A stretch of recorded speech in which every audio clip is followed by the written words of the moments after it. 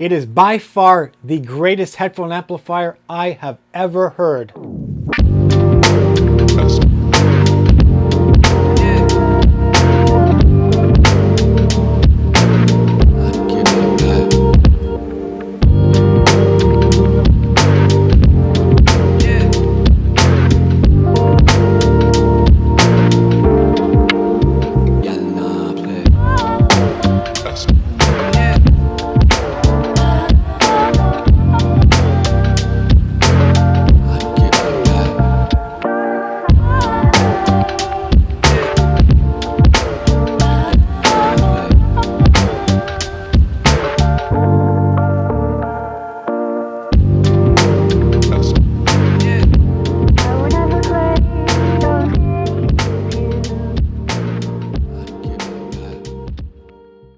Alright, this is going to be a video review and comparison here of the Bryston BHA-1 fully balanced full Class A headphone amplifier, which is actually made here in the beautiful province of Ontario, Canada.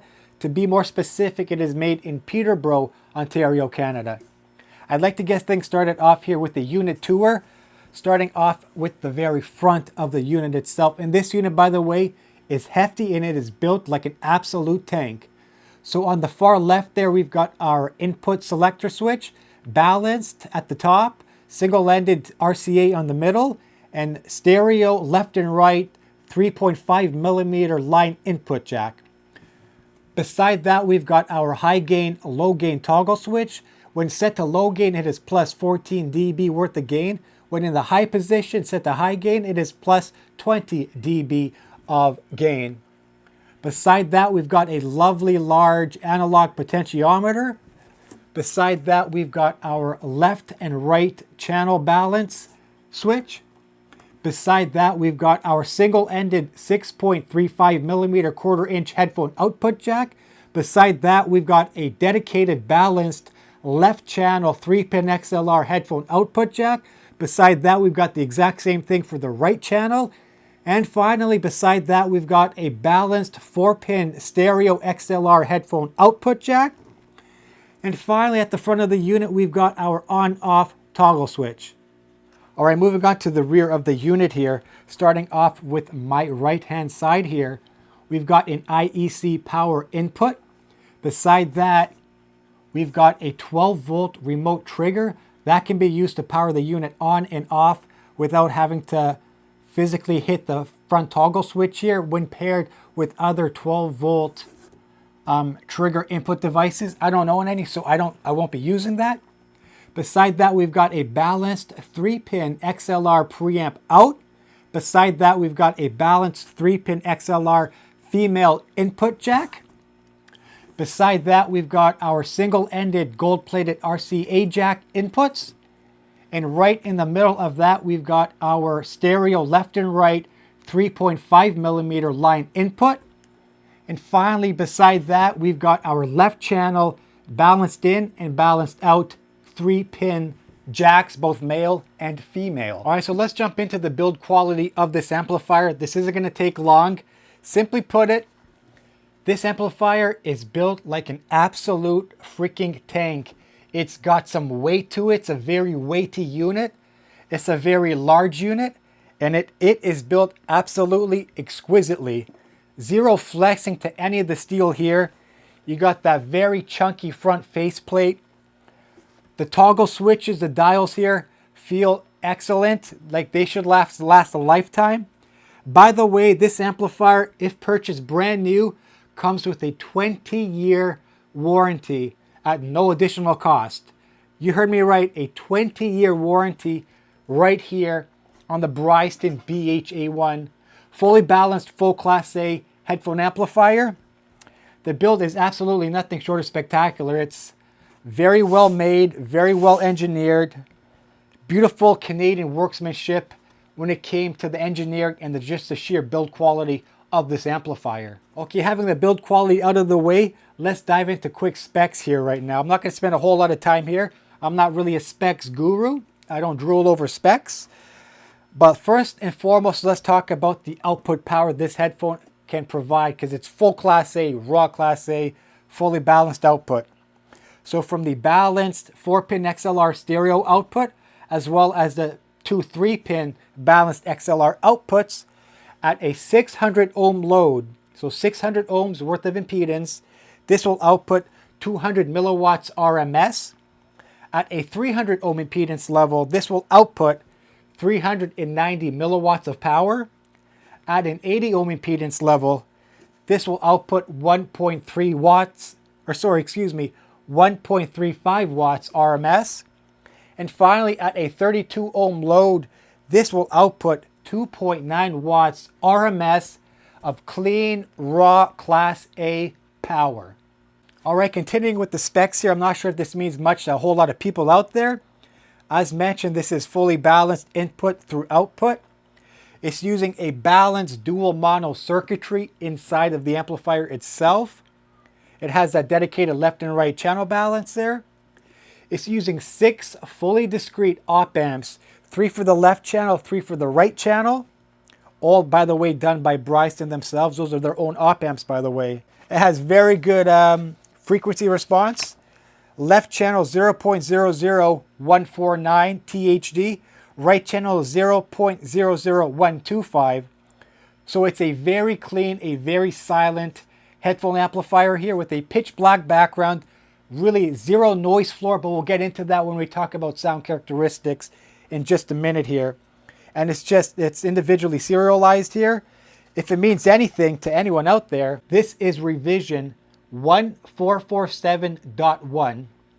And this was produced and manufactured in late 2016, if that means anything to anybody out there watching. Okay, now that we've got the unit tour, the build quality, and the specifications of this amplifier out of the way, let's go in and let's talk about sound quality. Now, my reference DAC that I was feeding into this headphone amplifier, along with all my amps we'll be talking about later on in the comparison, my reference DAC I've used with everything here is my RME 80i2 Pro FSR Black Edition DAC. It can convert a digital signal to an analog signal. It can also convert an analog signal to a digital signal. It also has line outputs for headphones. It's also a headphone amplifier. It's a DAC. It's an incredible reference quality, as transparent a DAC you will find today out in the market. So that was feeding into this Bryston BHA-1, along with the comparison amplifiers we'll be talking about later on. So that's the DAC of my choice. That's the one and only DAC I've used with this amplifier here. So I've had roughly 2 weeks, a week and a half to 2 weeks approximately, owning this headphone amplifier, and I've done a lot, and I do mean a lot, of listening through this amplifier because, spoiler alert, it's absolutely freaking phenomenal sounding. If I can choose one word to sum up the sound characteristics of this amplifier, simply put, transparent. That would be the first word I would use. The second word I would use would be clarity. This headphone amplifier, folks, being full Class A all the time at low impedance levels all the way up to high impedance levels, it's fully Class A. So you're not messing around with Class A-B amplification here at the low volume, Class A when you reach a certain impedance level. None of that here. This is full Class A all the time, every time. So starting off with sensitive in-ear monitors, I currently own the 7 Hz timeless planar magnetic IEMs. That's the first revision, not the second.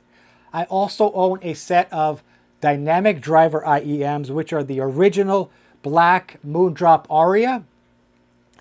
Now, when using both of those IEMs through either the single-ended headphone output jack or the balanced headphone output jack, for both set of IEMs, the planar magnetic 7 Hz timeless and the dynamic driver, Moondrop Aria IEMs, I had a pitch black background, zero noise floor, zero hiss on both headphone output jacks. That's both for the balanced and the single-ended output jacks.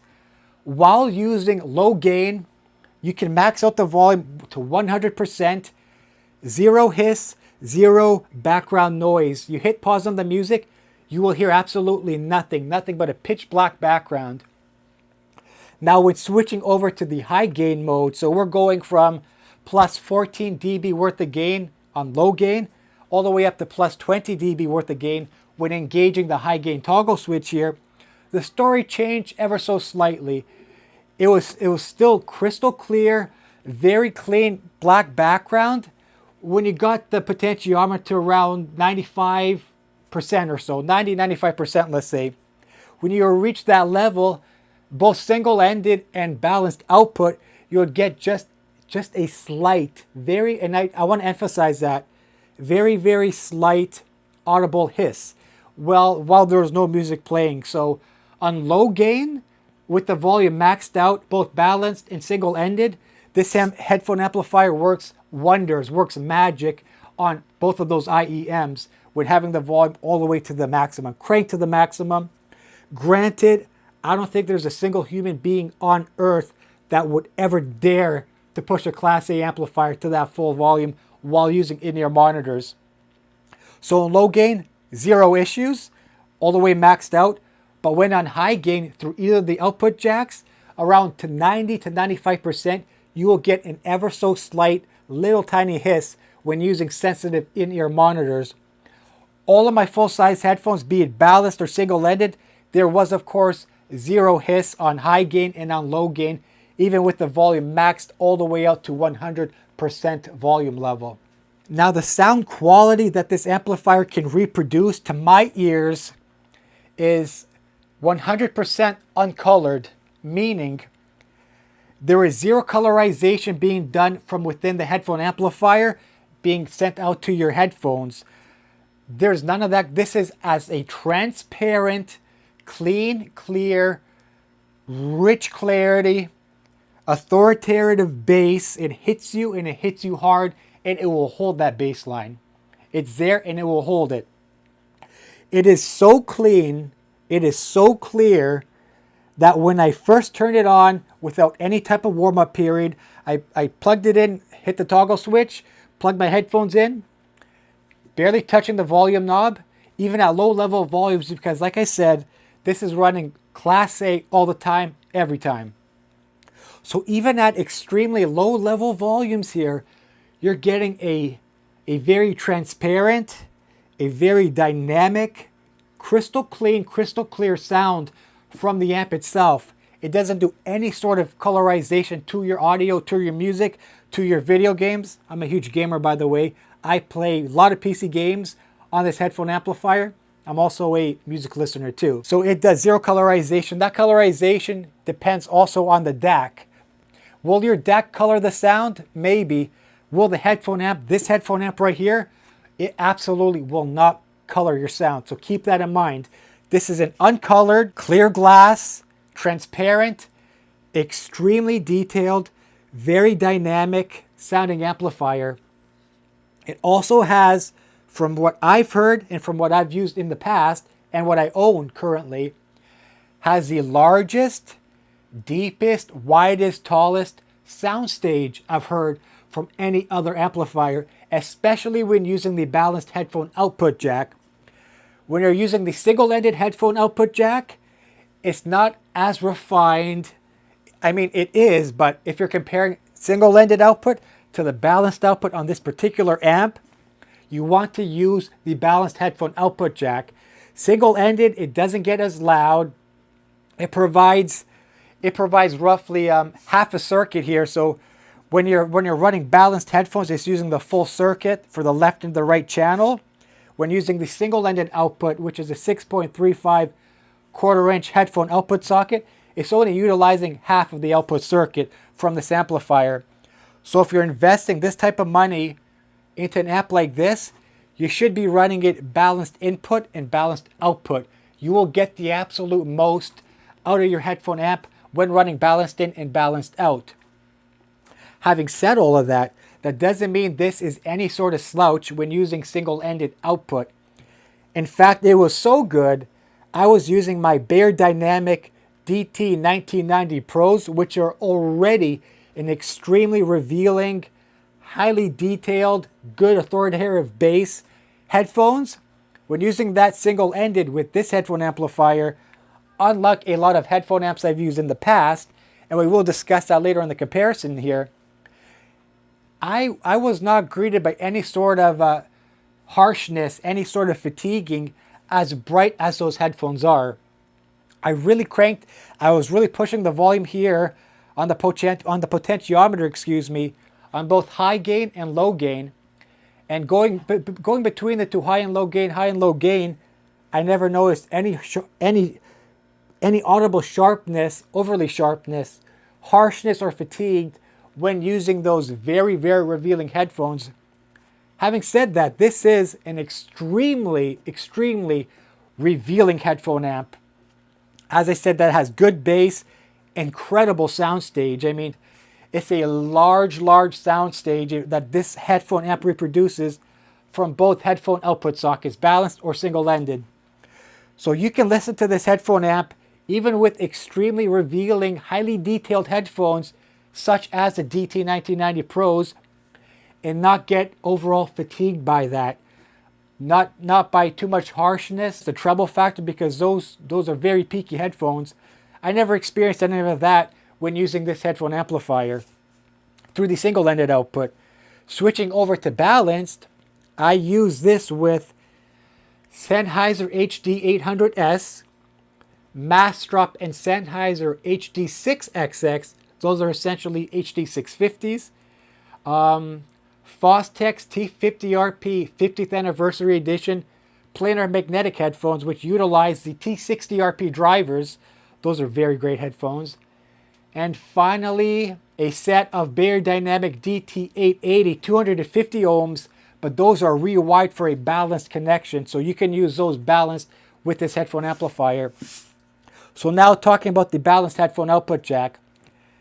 Basically, whatever this amplifier can provide and give you through its single-ended output, it can do that just a little bit better. Well, you're using all the circuitry inside, you're using all the channels combined, outputting it to your headphones into a stereo image. So basically, whatever it can do in single-ended, take that and multiply it by 4, for example, in terms of its sound characteristics. So that is giving you exceptional detail, incredible just the clarity of everything. I've listened to old recordings, new recordings. It is extremely, extremely revealing headphone amplifier. It has incredible it has control over your headphones drivers. It has, and I mean, it has true control over the headphones.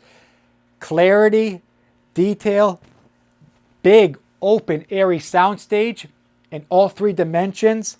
It's very dynamic. It's fun sounding. As transparent, as detailed, as revealing as this headphone amplifier is, it's not fatiguing. It doesn't get harsh. You can listen to this amplifier hours on end, even paired with an extremely detailed and transparent DAC, which is the RME 88.2 Pro FSR Black Edition, which I've paired with this. You're getting all of that without any fatigue. I can listen to this thing for hours and hours on end, all genres of music, and it just sounds so bloody good. The amount of clarity, the amount of detail, dynamics, bass, it hits you and it hits you hard. It will hold that bass line there. And it has full control over the drive of your headphones. When you crank that potentiometer up, you're going to hear and you're going to feel the power that these 6 discrete Class A op amps are giving to you. This amplifier, it really provides that power and it gives it to you, and it's not shy. Like I said, it's working in Class A operation all the time. No Class AB done here, full Class A, and you can really feel that power and you can hear that power. So what else do I have to cover in terms of sound quality here? To sum all that up, how this amplifier sounds to my ears, starting off, what stands out most to me in my listening is the transparency, the detail. This thing is incredibly, I mean incredibly detailed. What else? It's dynamic, it's fun sounding. The bass hits you hard. It's got incredible bass, great image separation, great soundstage. It's not harsh, it's not fatiguing, it's transparent. should I say linear? Even if I say if it's linear, it still has that authoritative bass impact. So I'm not sure if I can say that it's linear. I will say this is a reference quality headphone amplifier here. If you want to remix your music, mixing, mastering, whatever, or just for casual listening to music, I use this a lot for my games. In fact, this goes on my desk. It will never ever leave my desk. Make a long story short, this amp is on my desk. I will never get rid of it. I probably won't ever even bring another amp to replace this just for an hour or two of, for whatever listening or whatever games I'm playing. This can replace everything I have ever owned. Folks, it really is that great of a sounding headphone amplifier here.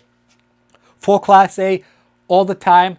You can hear it, and believe me, you can feel it when you really crank up on that dial knob. So yeah, that wraps up the amplifier and the amplifier alone and its sound characteristics.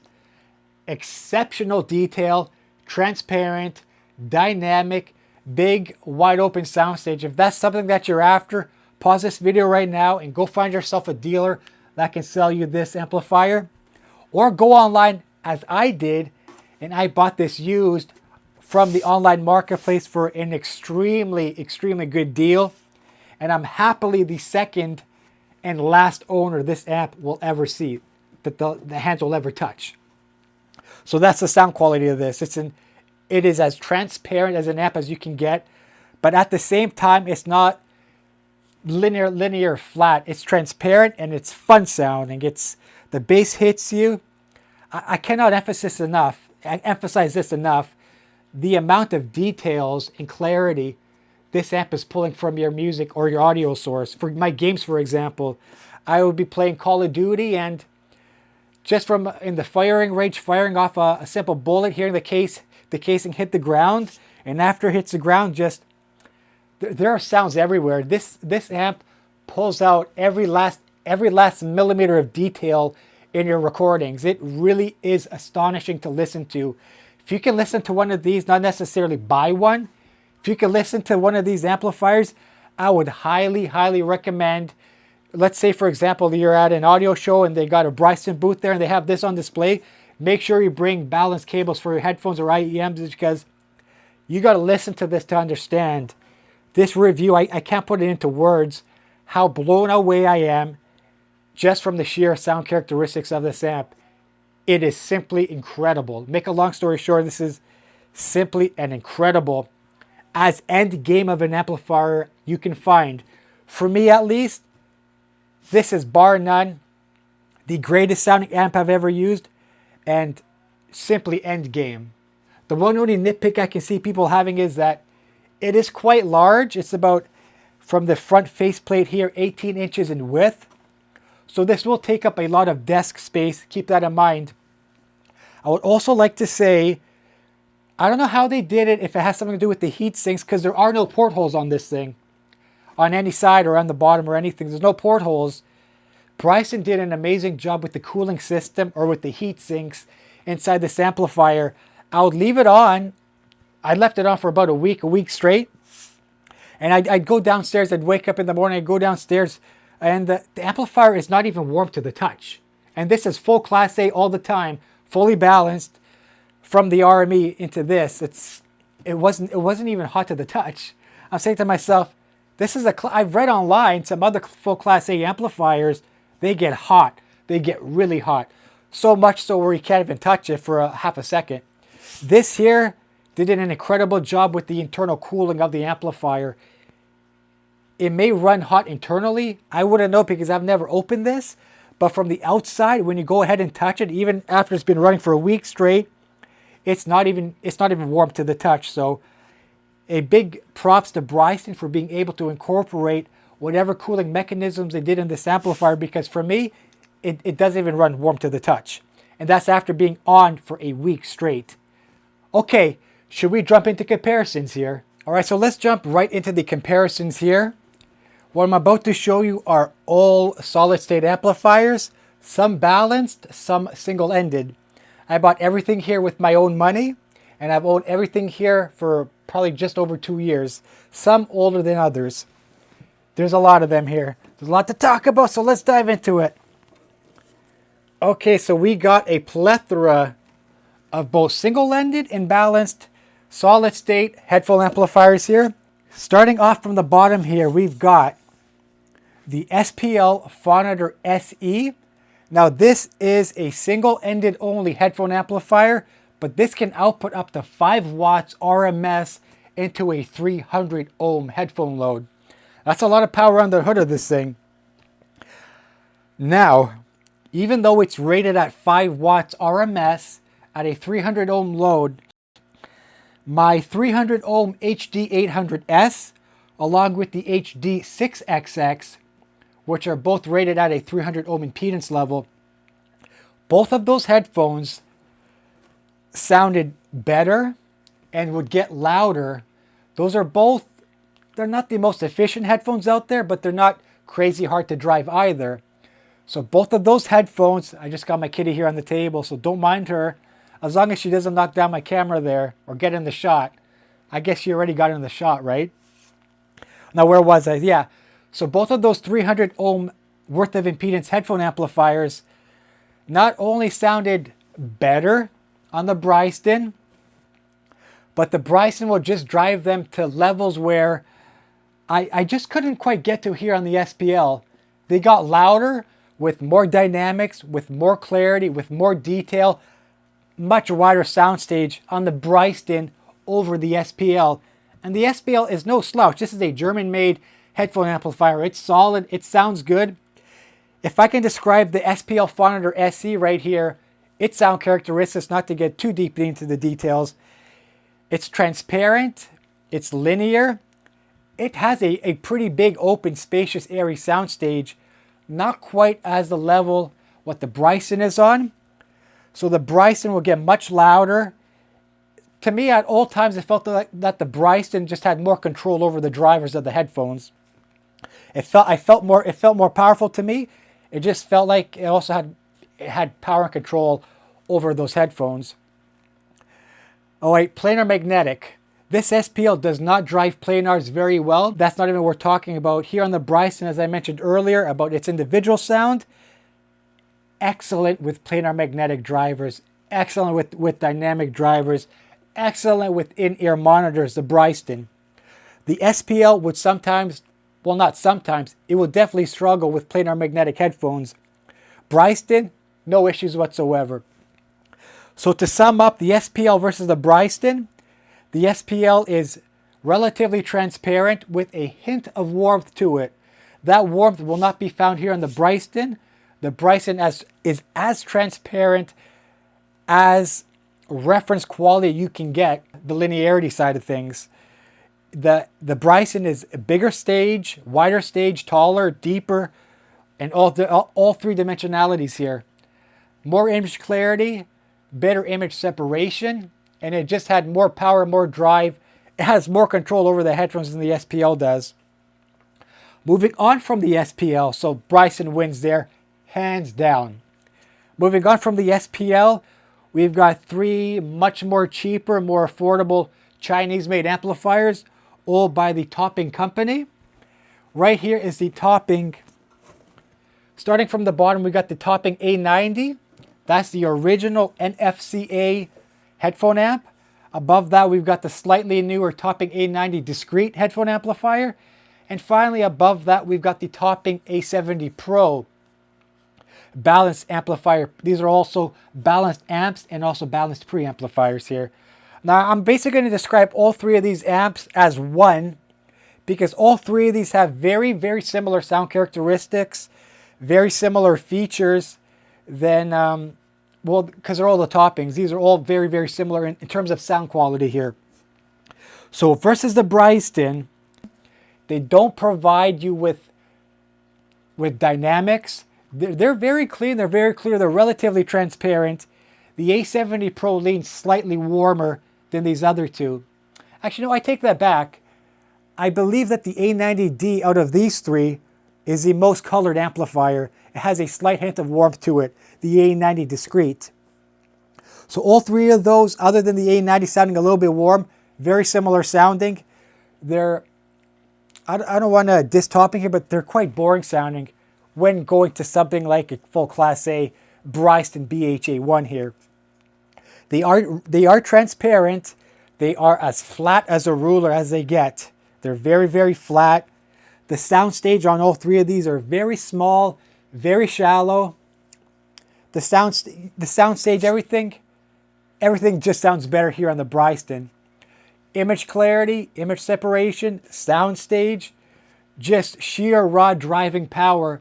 The Bryston can do it all better while maintaining those exceptional amount of details, clarity, bass, everything the Bryston can do a whole lot better than any three of these amplifiers can. Now, this is where things can get a little interesting here.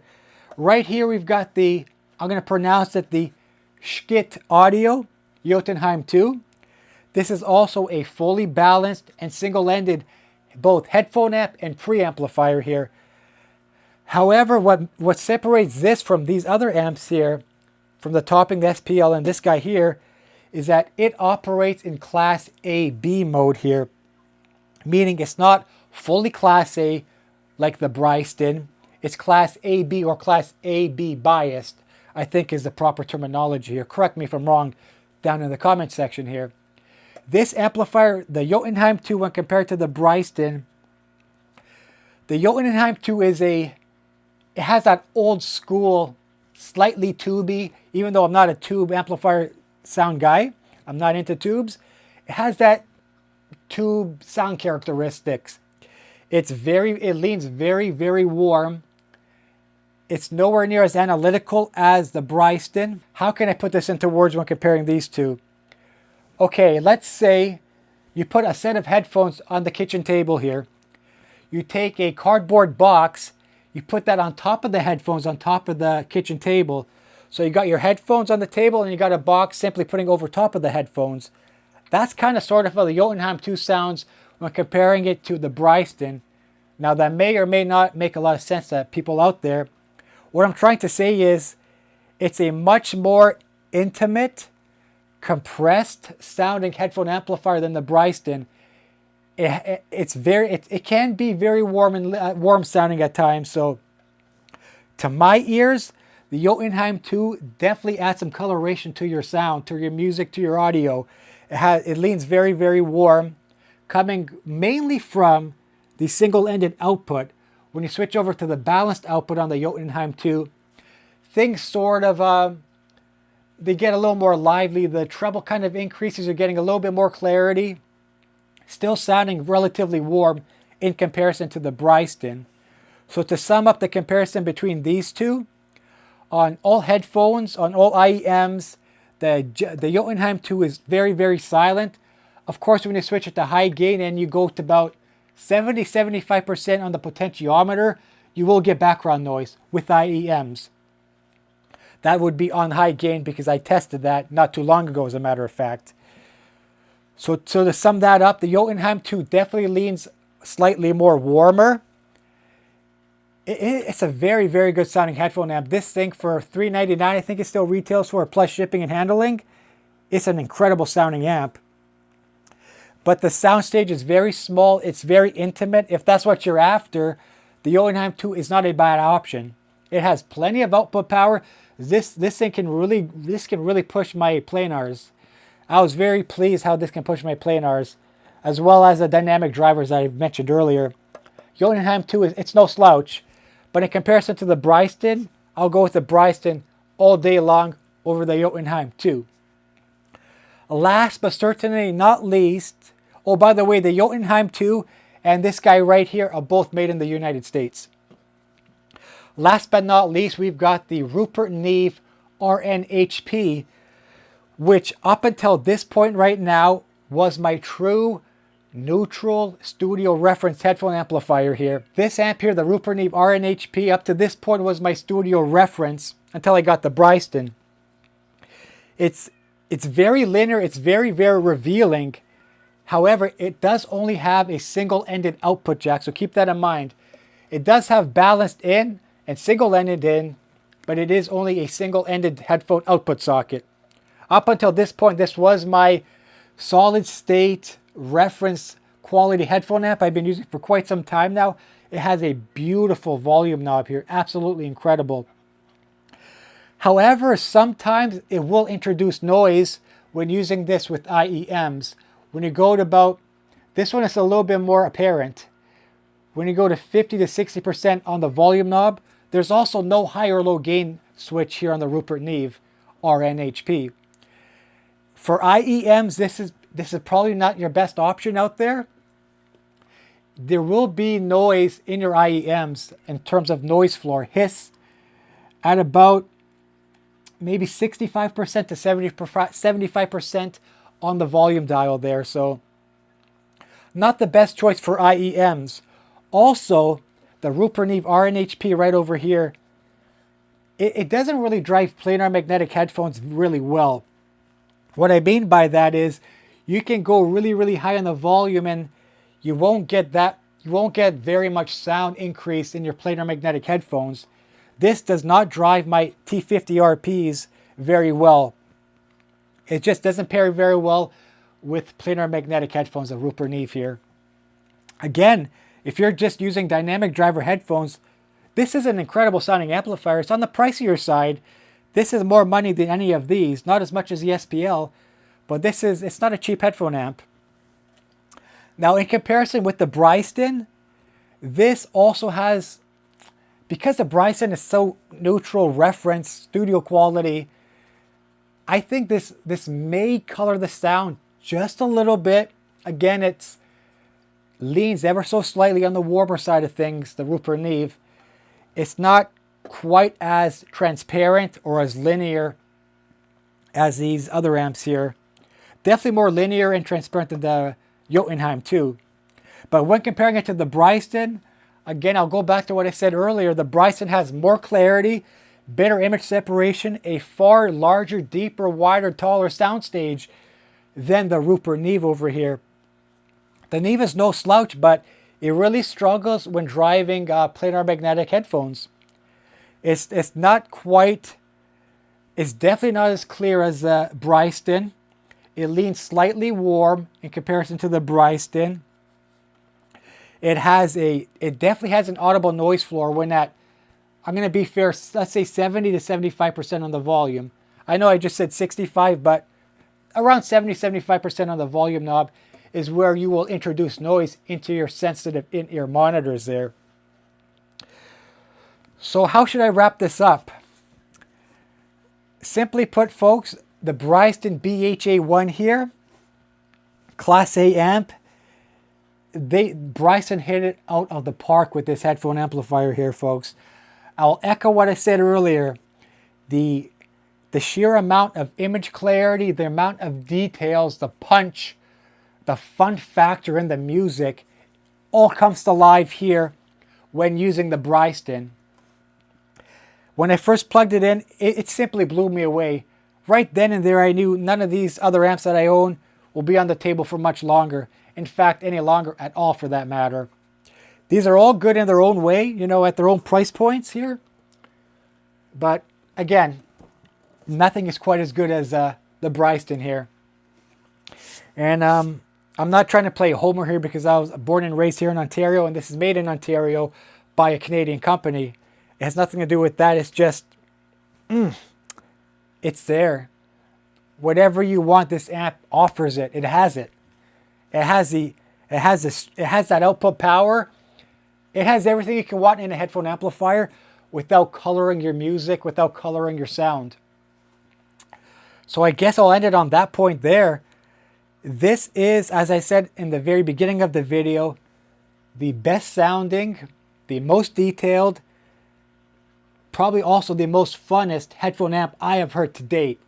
Full Class A raw power on show here on the Bryston BHA-1 balanced headphone amplifier. Folks, if you found this review helpful, if you found this review insightful, if you learned anything from this video, please give my video a like, leave a comment down in the comment section.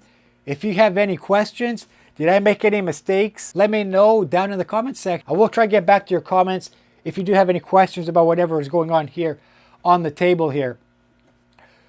So it's been another review here in the books. I want to thank you all for making it this far in the video if you have.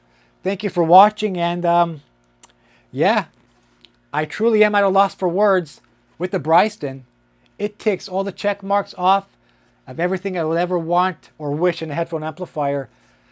Folks, that was a lot of talking. I got to go grab myself a drink. I did not script this. I did this, how do they say it? I was winging this from start to finish here. I didn't script anything. Until next time, I hope to see you in my live stream, because I do stream on a nightly basis right here on my YouTube channel. So, till next time, folks, I'll catch you all later.